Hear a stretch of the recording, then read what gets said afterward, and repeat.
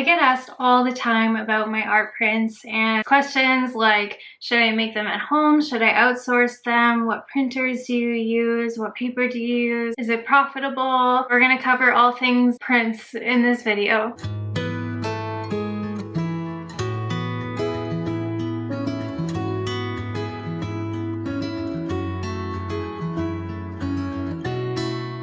It can be very confusing and a bit overwhelming if you're looking into making your own prints of your artwork but don't really know where to start. So I'm going to break this down into a few different parts. The first thing that I want to address is if you are not already selling prints of your artwork and are considering it, I definitely think you should. Art prints are one of the most profitable products you can sell. They're easy to ship and to make at home if that's what you want to do. The shipping costs are low because they're either flat or rolled. They're kind of different from other products where people don't have a ceiling in mind of how much they're going to pay. To give you an example, someone would buy a notebook for say a maximum of $20 or $30, maybe $40 if it's very special to them. But an art print is something different. It's something that they're going to put on the wall and that they'll enjoy for a long time, and it's artwork that they connect with in a different way. So they are more likely to spend more on something like that.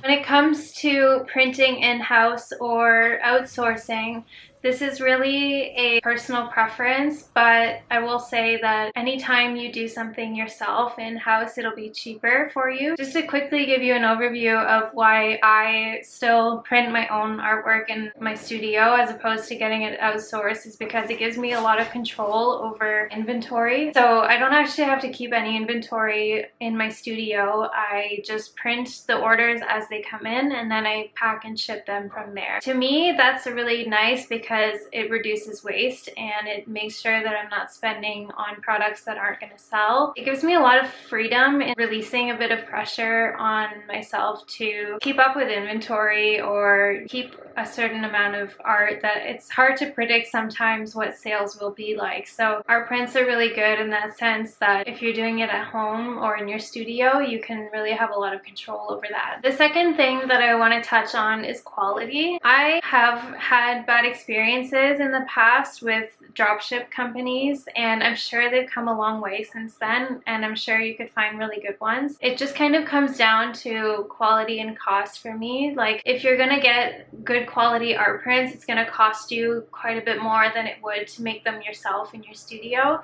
I have really good high quality photo printers in my studio, and because of that I'm able to make good quality prints that I know will last hundreds of years if the person decides to keep them that long. Lastly, I also like to personally be in charge of the prints that I'm sending out. I like that I can hand sign them and send them and know that the quality meets what my expectations are when I'm sending them. And if you're going to be selling on a platform like Etsy, reviews are very important to getting more sales. So in my mind, it just made sense to have control of that quality and not give it off to someone who doesn't care as much about my business as I do. Either way, I think you can go both ways. You can even find a local printer to get prints made, but at the volume that I was doing, I found it really worthwhile to purchase 2 printers, and I have those running constantly, and they have worked really great for me. I've been able to cut my costs by a lot and also do things like sales so that I can keep my sales going.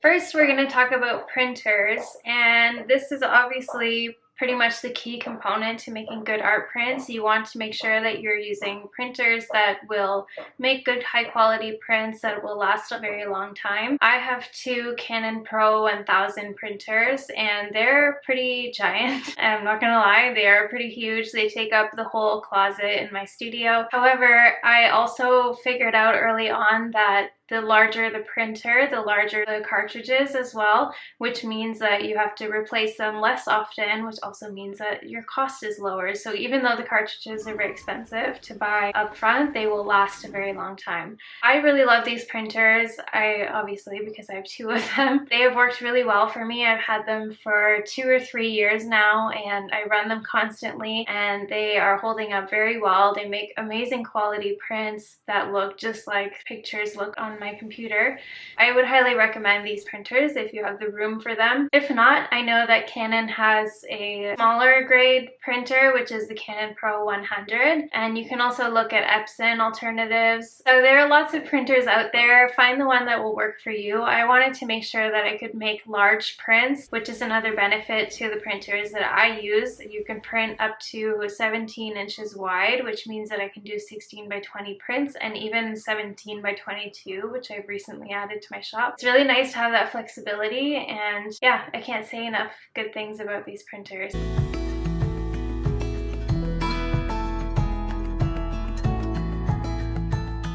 Let's talk about paper. Paper is also an important key component to your art prints. You will need good quality paper that will work well with the printer and also last a long time. I personally use the Epson Ultra Premium, let me see if I can get this right off the top of my head, Ultra Premium Presentation Matte paper.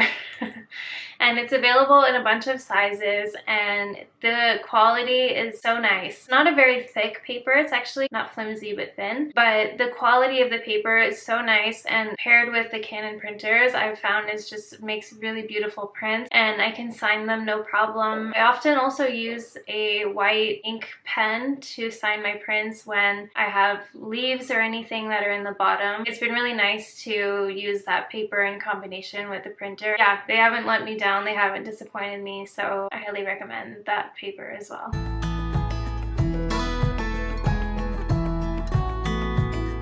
I personally have 5 sizes in my shop, or 6 maybe. I have 5 by 7, 8 by 10, 11 by 14, 12 by 16, 16 by 20, 17 by 22, 18 by 24, and 24 by 30. Now the 2 largest sizes, 18 by 24 and 24 by 30, I can't print those in-house, so I outsource those. But for the other prints, I cut all the paper myself, and then I print them and package them. So if you're curious, I have another video on how to package art prints, or how I package art prints, and it's also more of an eco-friendly approach. So if you're interested in that, I'll leave the link below. Personally, like to get the letter size Epson paper, and then I'll use that paper for both the 5 by 7 and the 8 by 10, and then I will use the 17 by 22, which is the largest paper that they offer. I will cut that in half for the 11 by 14s, and then I also use that for the 16 by 20, and then I use the 13 by 19 paper I used for my 12 by 16 prints.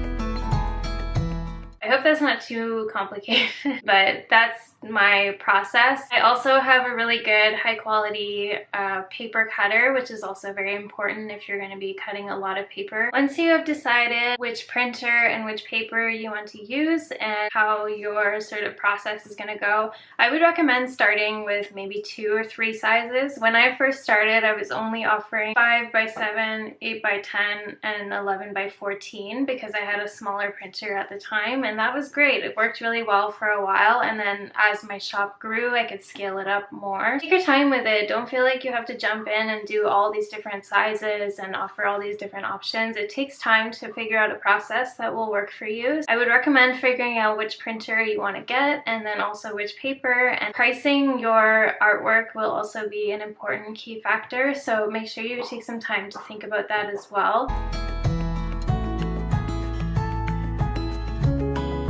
So what my process looks like personally is I spend one day printing all of the orders as much as I can, and then the following day, which is this is usually the Monday and the Tuesday. Tuesday I'll print whatever's left over if I didn't get to finish. Pack orders Tuesday. I like to sign all my prints, as I mentioned. For my smaller prints, I ship them flat, and then my larger prints, I roll them. That's just a process that's really worked for me so far. Art prints have been so key in my art business, have been a huge part of my income for many years now. I don't know if I'll ever not want to make art prints. Like, I think I just really like that kind of niche, and it's really nice.